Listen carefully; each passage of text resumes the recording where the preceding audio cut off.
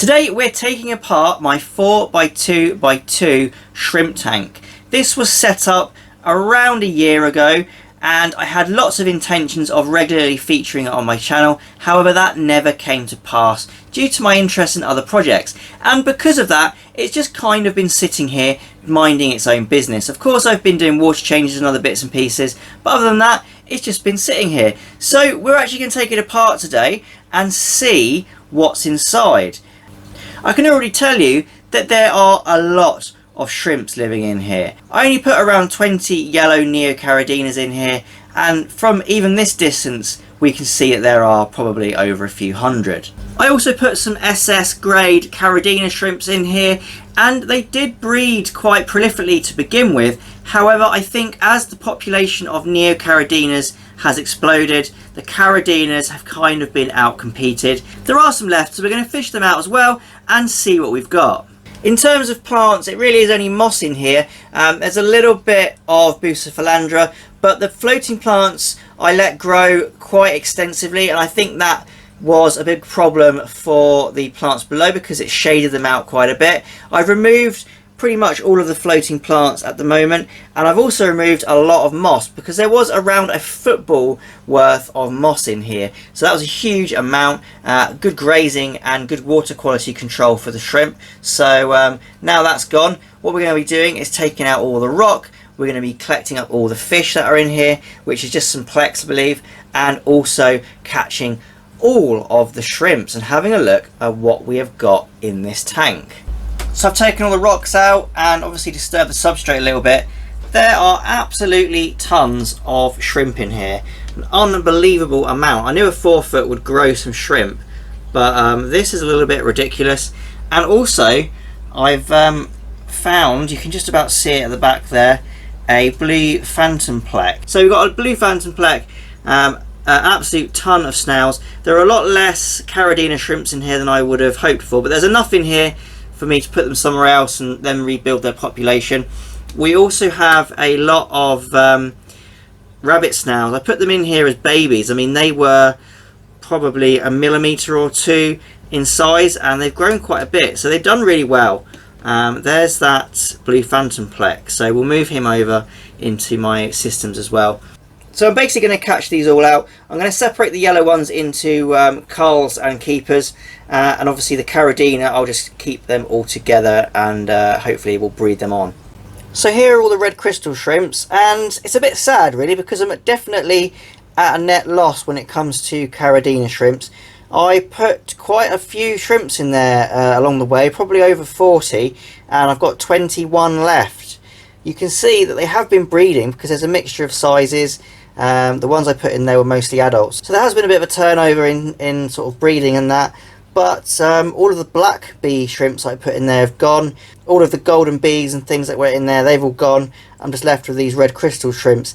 So I think, you know, it's pretty obvious what's happened here. The neocaradinas have definitely outcompeted the caradinas, and that's something that we know because anybody who breeds shrimps will know not to mix the two types of shrimp together. But this was kind of just to see what would happen, and the obvious result has happened. The neos have outcompeted the caradinas. However, these guys are going to be going in their own sort of area now, so hopefully there's enough mixture of males and females for them to sort of repopulate and keep going. I think 21 mixed shrimps probably enough to keep the population growing.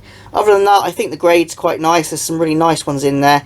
There's a couple of not so good ones in there, but I think they will do quite well in my new system. Okay, so here are the best yellow shrimp that I've got. These are the yellow neocaradinas, and there's 50 of them in here. I've stopped at 50 because past 50 we were getting a little bit rubbish. Well, actually there's 49 yellow ones and there's one green one, which I've kept the green one amongst them because I quite like the green colour. The way I selected them was basically which ones had the brightest stripe down their back. I really like the bright stripe down the back. They're also really colourful in terms of their yellowing, so a mixture of yellowing colour and bright stripe, and we've got our best 50. So these are going to be our breeding population, but there are still absolutely tons of other shrimps in here. So these are ones which, although they might have a little bit of yellow on them and they might have a slightly nice stripe on them, they're not as strong a barring or strong a colouring in terms of yellow. So what I'm going to do with these guys is count them all up, and I'll probably just take them down to my local fish shop for a little bit of a trade, see if I can get some frozen food or anything like that, because I don't really want to cull them. They'd be better off going to someone who'd appreciate them, even though they're not the best colours. So actually I think the blue phantom pleck is a green phantom pleck, but either way, nice find. I'm going to go stick him straight into my system now. So here are the rejects, or the culls, I guess. They're actually quite nice. Some of them are really quite good. They're not total write-offs. In fact, some of these are probably nice grades, but I'm going to get rid of them. I got my top 50. So there's about 320 in here. I did lose count at one point, but we're definitely well over 300. And I'm going to take these down to my local shop now and just get rid of them in a humane way, I suppose, and not kill them all. So I've successfully rehomed all of the low grade shrimp, or what I consider low grade, and here are the really nice ones that I've kept. You can see actually on the black background just how bright their yellow colour is and how good that stripe is, and that's why I've kept them. Hopefully they'll continue to breed some really colourful looking shrimp. Here's the, I think it is a green phantom pleck, he's happy in there. This is a relatively new system. I have got a T07 on there, that's nice and mature now, so it should be good enough to support them. Put a little bit of the wood and rock as well from that tank. In the tray above we've got our Caradina shrimp, so they should be nice and happy in there.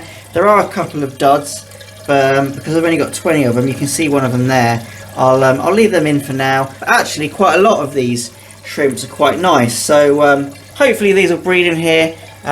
They shouldn't theoretically go down this overflow, but if they do, they'll end up in here with the neos, which isn't the worst thing in the world. I'll just fish them out and stick them back up the top. Alright, so actually that's pretty much all of the tank deconstruction done. Well, the hard work anyway. I've just got to now take all the snails out. There's loads of these yellow rabbit snails, which is really cool. I've missed a few shrimp. Only a couple there. There's probably about 4 or 5 I've missed.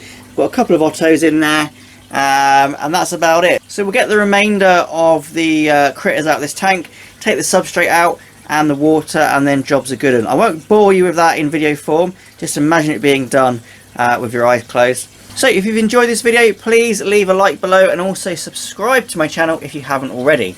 Once again, thanks for watching and happy fish keeping.